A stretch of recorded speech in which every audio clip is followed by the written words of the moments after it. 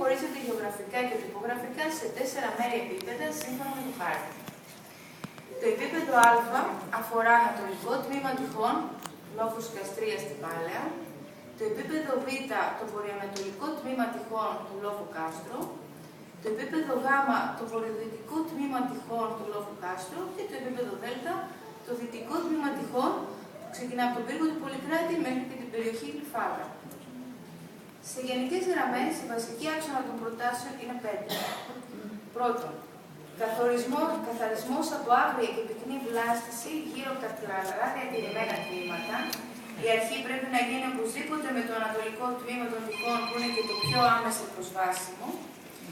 Δεύτερον, καθορισμός και οριοθέτηση μονοπατιών, ώστε να ανοίγουν τον δρόμο για μια εκπαιδευτική πορεία των επισκεπτών μέσα ή δίπλα από τα τείχη. Τρίτον, γεωγραφικές και οδικές σημάσεις σε διάφορα σημεία που θα βοηθήσουν τον περιηγητή για τις θέσεις των τυχών εκτός και εντός αυτών.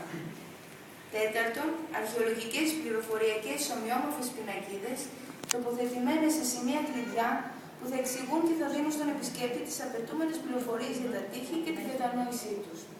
Και πέμπτον, φωταγώγηση των κατάλληλων σημείων των τυχών, ώστε να είναι ορατά και από την πόλη του Πυθαγορείου, για το ανατολικό τμήμα αναφερόμαστε, αλλά και από τη χώρα Μυτιληνούς, όσον αφορά το βορειοδυτικό τμήμα.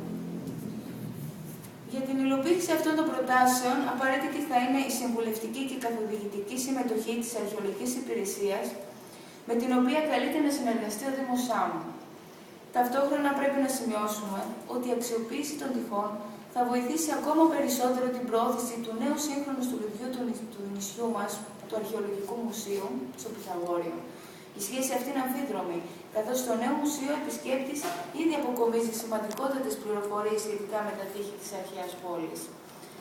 Ευχαριστώ πολύ. Θα συνεχίσει ο Νίκος με ένα πρώτο περιγραφή.